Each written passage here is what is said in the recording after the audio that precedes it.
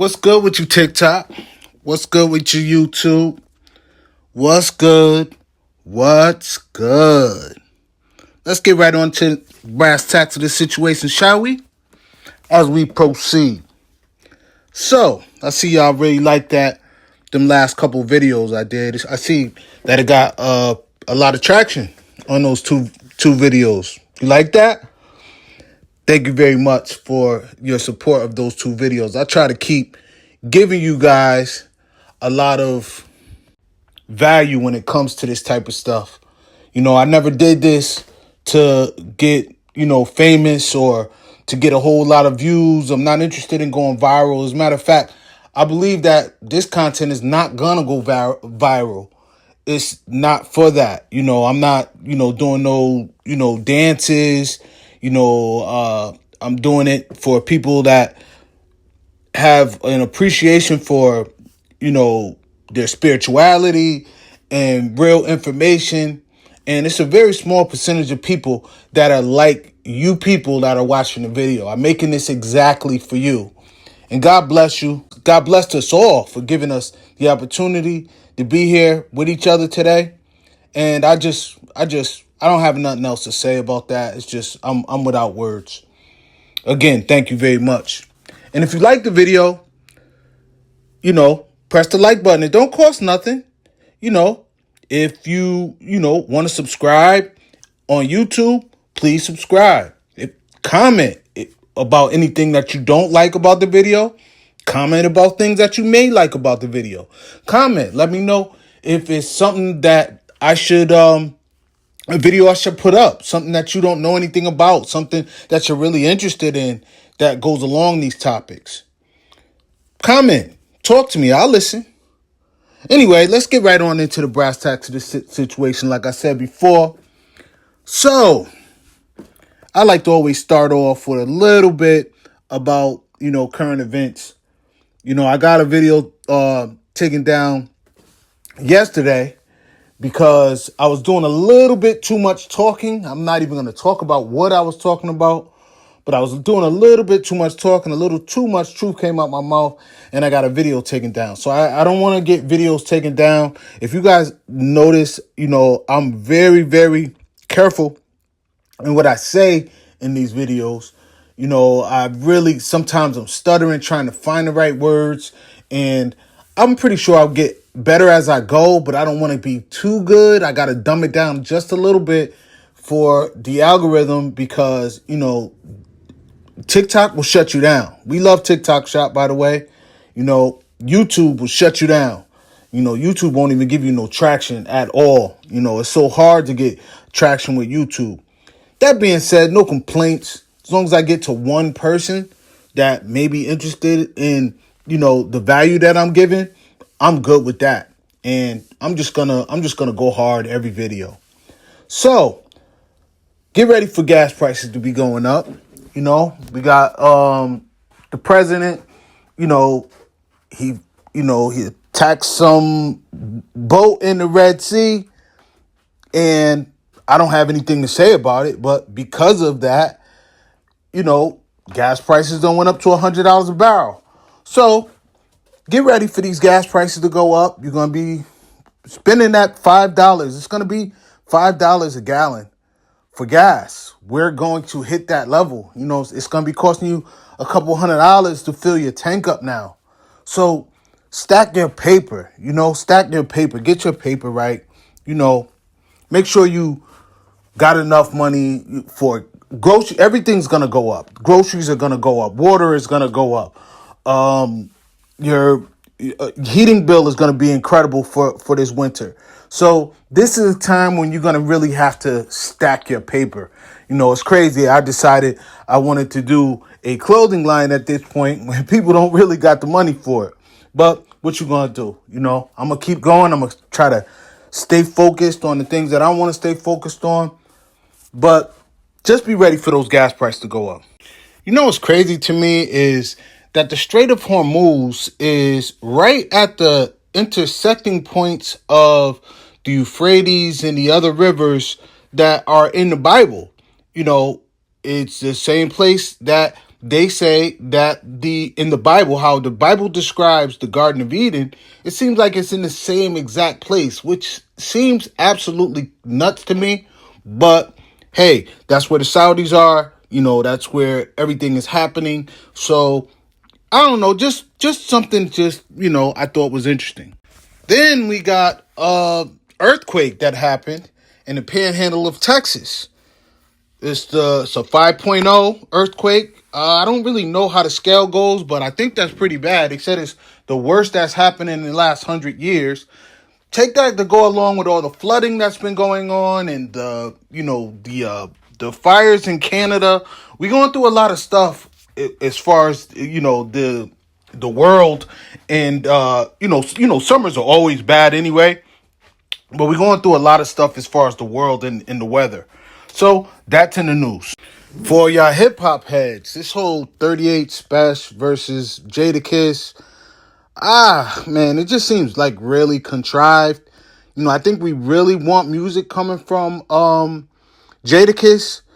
And I like 38 Special. I like him. You know what I'm saying? I think the illest rapper in the tri-state area right now, and it's arguable, this is going to make y'all mad, I think it's Conway. I think Conway is killing him right now. That's just my opinion. That's the one that we want to really hear music from. As far as 38 Special, like I said, it's cool, but like the beefing thing is kind of dried up. And come on now, like I mean, look, Jadakiss is on people's top 5. 38 Special is a new artist. There's no comparison. Like, we gotta stop doing this. Like, I'm just not feeling this whole beef thing. And with Fat Joe trying to get in the middle of it, trying to be tough and all that, like, it's just corny. I don't think it's a good look for FBAs in general. I don't know if y'all noticed, but all the industries are going down. The music industry is going down. The Hollywood is going down. Television been gone.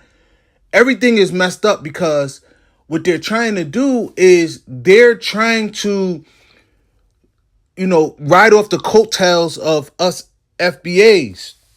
If you guys don't know what FBA is, I'm sure TikTok knows what FBA is.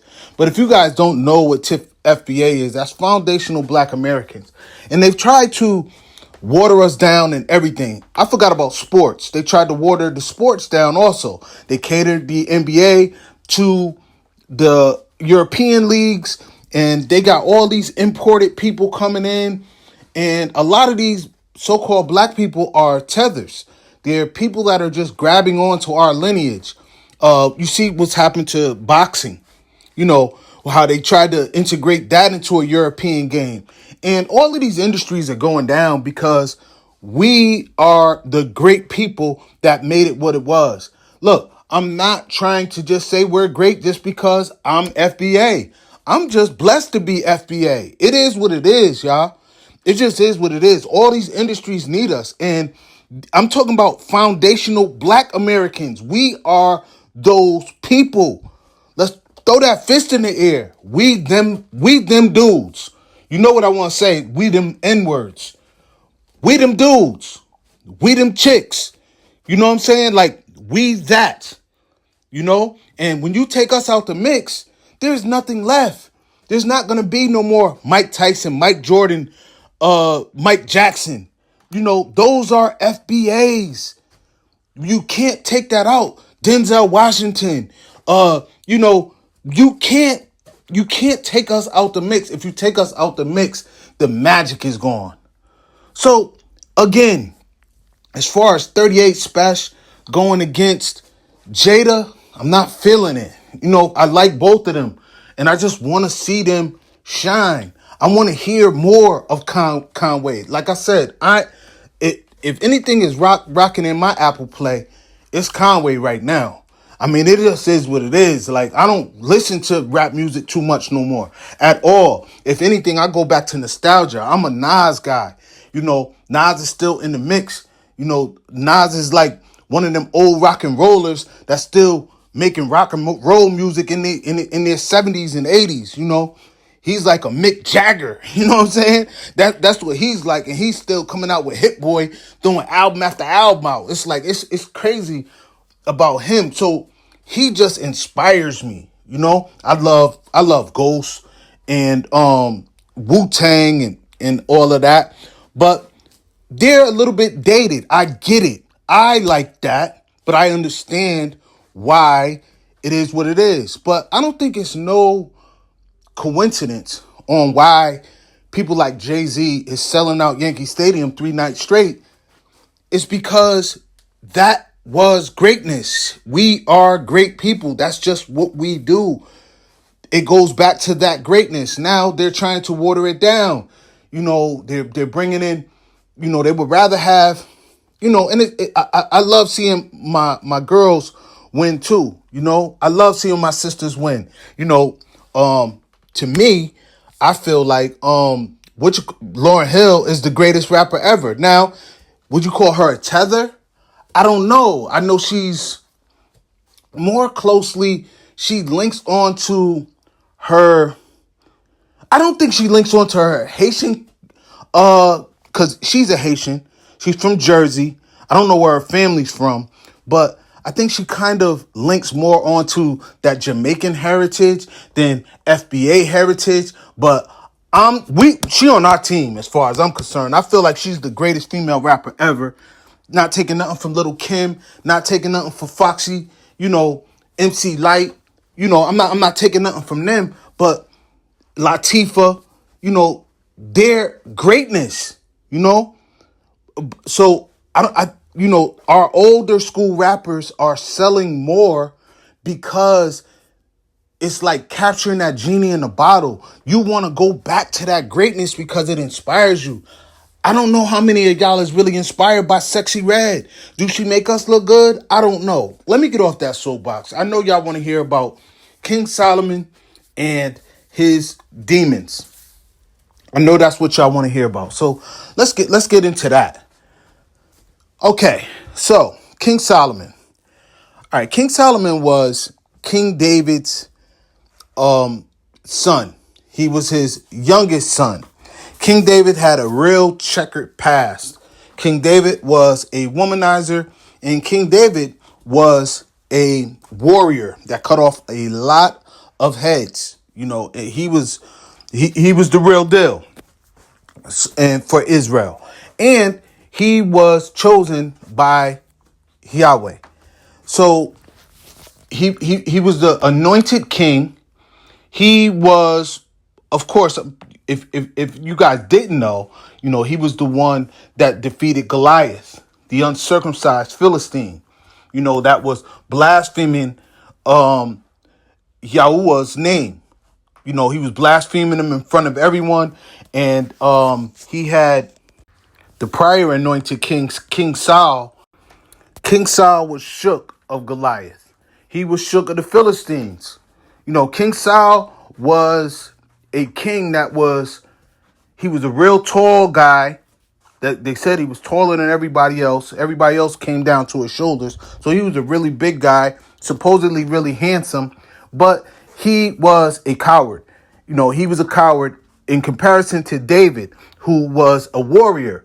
David had the faith of a lion. You know, David was he was a sheep herder, and when he would be out in the field, his father's name was Jesse. So I don't know no.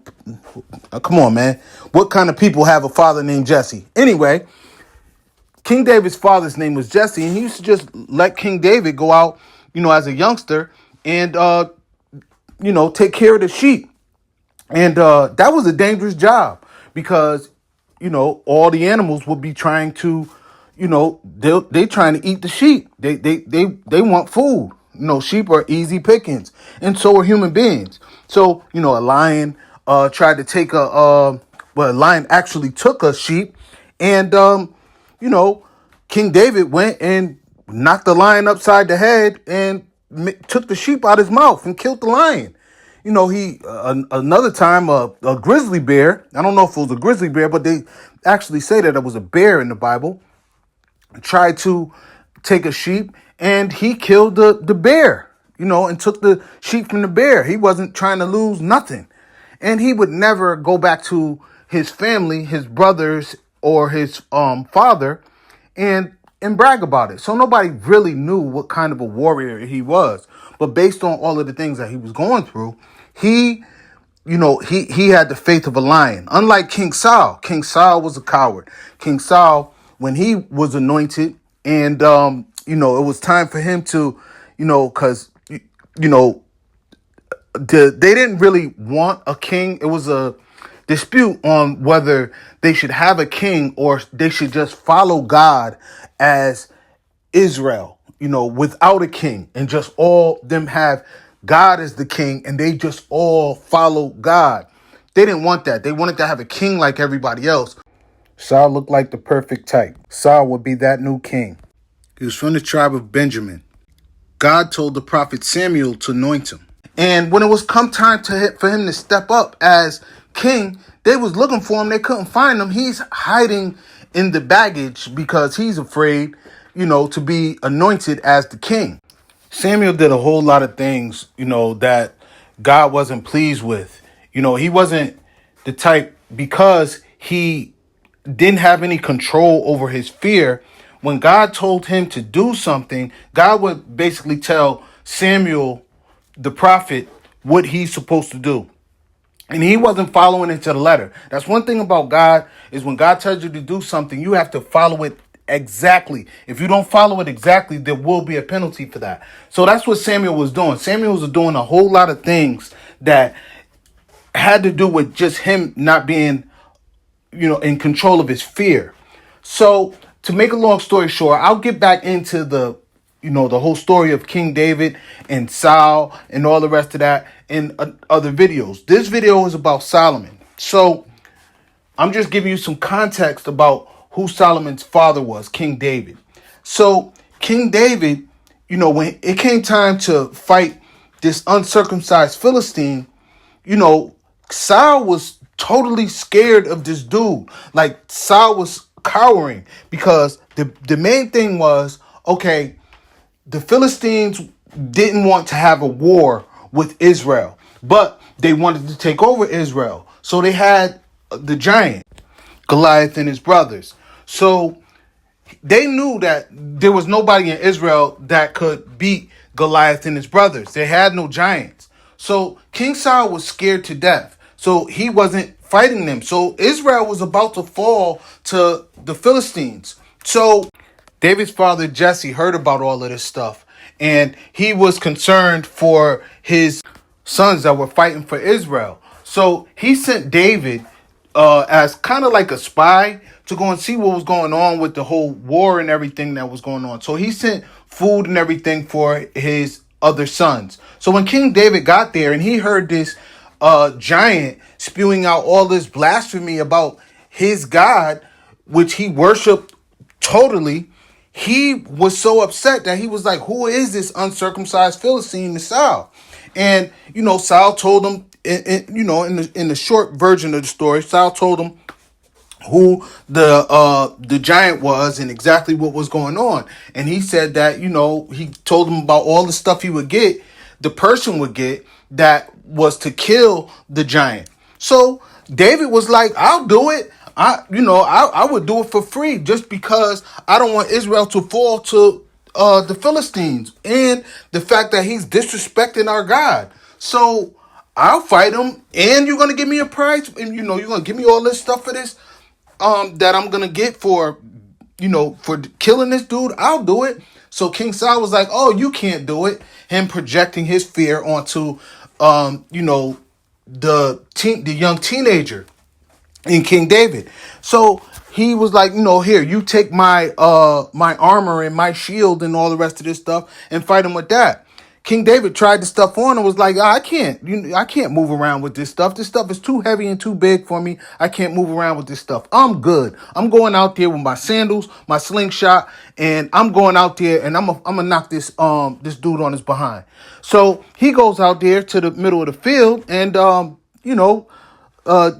the giant is Goliath is he's like, who is this young boy that's coming out here to try to fight me? This is the best you got. So King David, King David was basically told him, I'm gonna beat you, this, that, and the third. I'm not gonna. In prior videos, I'll talk about exactly what goes on. So I know you guys want to hear about King Solomon. So you guys know the ending of the story. He hits Goliath in the middle of the forehead with the rock, knocks him in the head.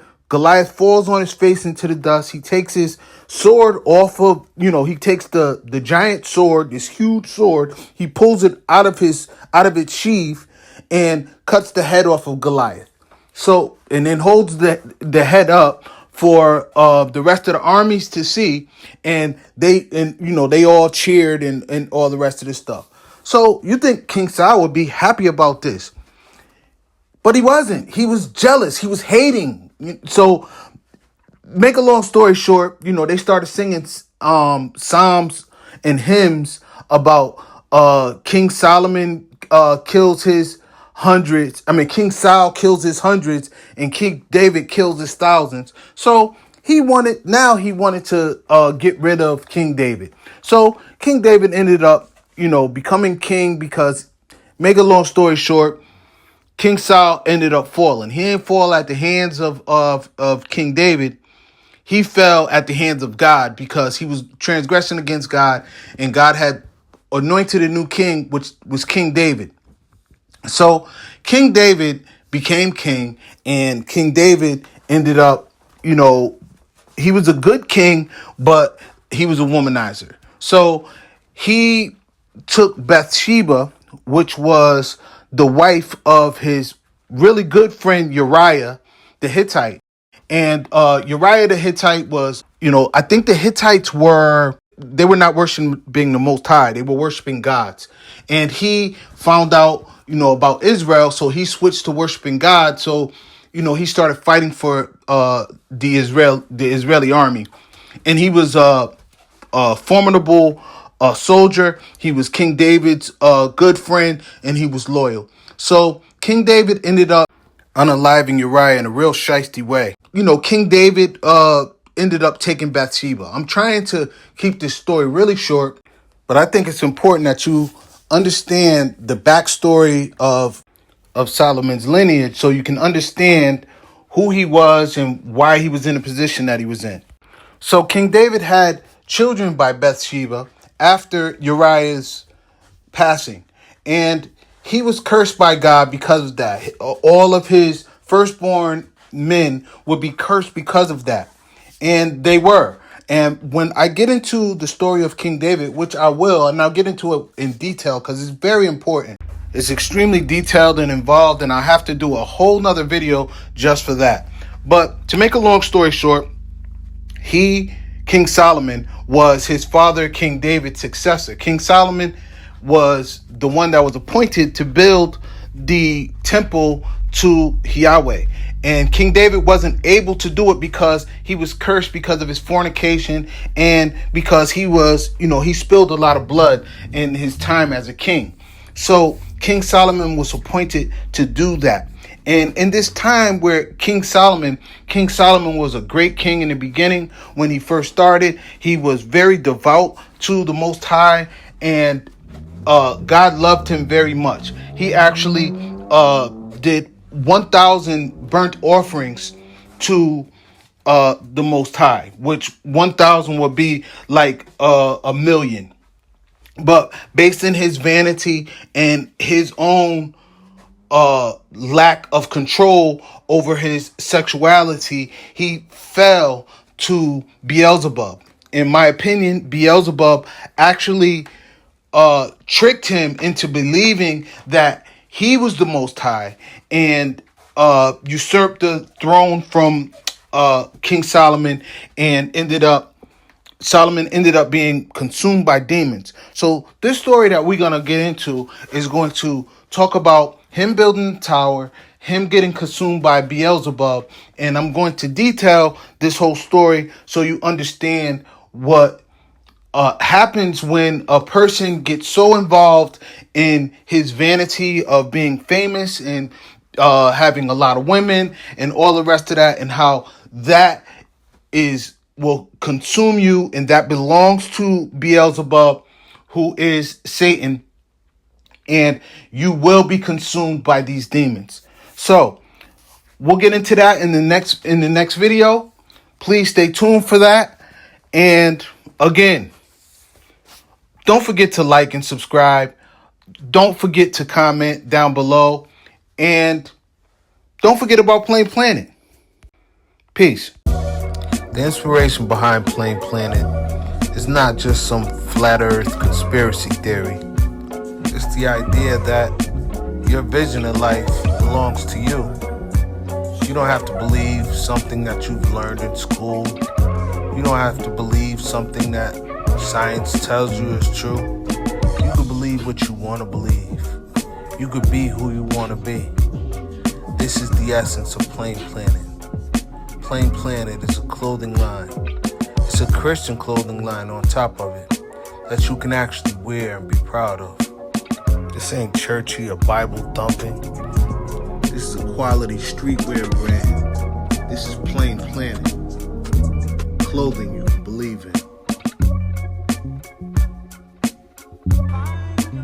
Dreams come true, and I wonder if you know.